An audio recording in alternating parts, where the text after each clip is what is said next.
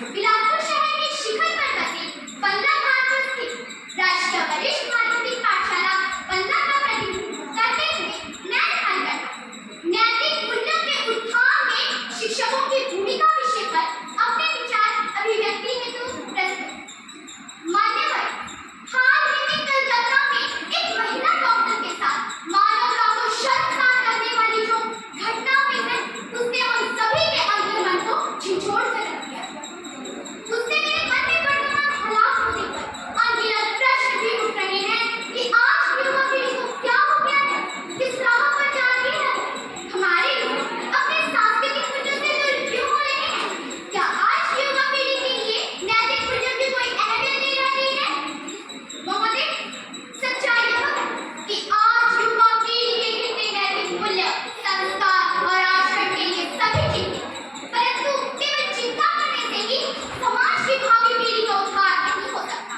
इसके लिए आवश्यक है कि शिक्षा के साथ साथ नैतिक मूल्यों की शिक्षा पर बल दिया जाए। कि नैतिकता वास्तव में है? नैतिकता वास्तव में एक ऐसा आचरण है जो हमें सही व गलत में अंतर करना सिखाता है। अधिकांश बच्चों में नैतिक गुण समाप्त होने की कगार है। महोदय, नैतिक मूल्यों के बीज यदि बचपन में ना बोए जाएं तो नैतिक भविष्य की कल्पना करना असंभव हो जाता है। एक समय था जब बच्चे अपने घरों में संस्कार सीखकर आते थे और शिक्षक उन्हें पाठ्यक्रम आधारित शिक्षा प्रदान करते थे। परंतु आज के इस दौर में संयुक्त परिवारों का स्थान एकल परिवारों ने ले लिया। माता पिता दोनों इतने व्यस्त हो गए हैं कि उन्हें ये देखने की फुर्सत ही नहीं है कि उनके बच्चे किस रास्ते पर जा रहे हैं। जैसे जैसे मनुष्य तकनीकी युग में अपने पांव जमा रहा है, वह संस्कारों से वंचित होता जा रहा है। परिणाम स्वरूप बच्चों के अपने माता भाई बहन के साथ भावनात्मक रिश्ते कमजोर पड़ते जा रहे हैं। महोदय, आज जितने भी हम लोग यहाँ उपस्थित हैं, सभी अपने अध्यापकों के लिए तो सवाल हैं। जो नैतिकता के लिए जो आत्मदीप्ति चाहिए, वो एक शिक्षक के सिवा किसी अन्य में नहीं हो सकती। मैं क्षमा चाहूंगी, छोटा हो बड़ी बात, परंतु फिर भी मैं यहाँ बैठे सभी आदरणीय शिक्षक वर्ग से कहना चाहूंगी कि वे अपने वेतनमान से अपने अस्तित्व की तुलना ना करके अपने नैतिक कर्तव्यों पर ध्यान दें, क्योंकि ईश्वर ने जो पूरी कार्य आपको सौंपा है, उससे इस सृष्टि की कई पुण्य आत्माएं हैं।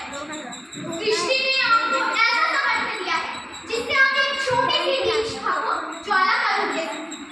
आप में ही वह सामर्थ्य है जिससे आप एक बच्चे के माध्यम से 2 गुणों में उजाला कर सकते हैं। आप में वह सामर्थ्य है जिससे आप एक बच्चे के माध्यम से 2 गुणों में उजाला कर सकते हैं। जहाँ से अब्दुल कलाम जैसे महान वैज्ञानिक, स्वामी विवेकानंद जैसे महान पथ प्रदर्शक, सावित्रीबाई फुले जैसी महान शिक्षिका और झांसी की रानी जैसी महान वीरांगना, हमारे ओलंपिक विजेता जैसे महान खिलाड़ी तैयार हैं। माता पिता के बाद यदि बच्चों पर किसी का सबसे अधिक प्रभाव पड़ता है तो वह है शिक्षक।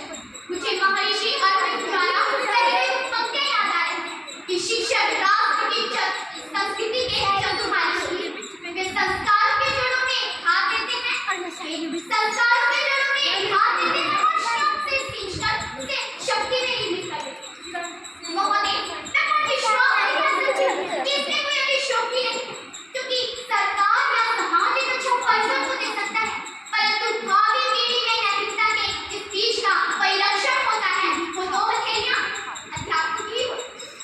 संत कबीर जी ने सच ही कहा है, गुरु समान दाता नहीं, याचक शिव समान, 3 लोक की संपदा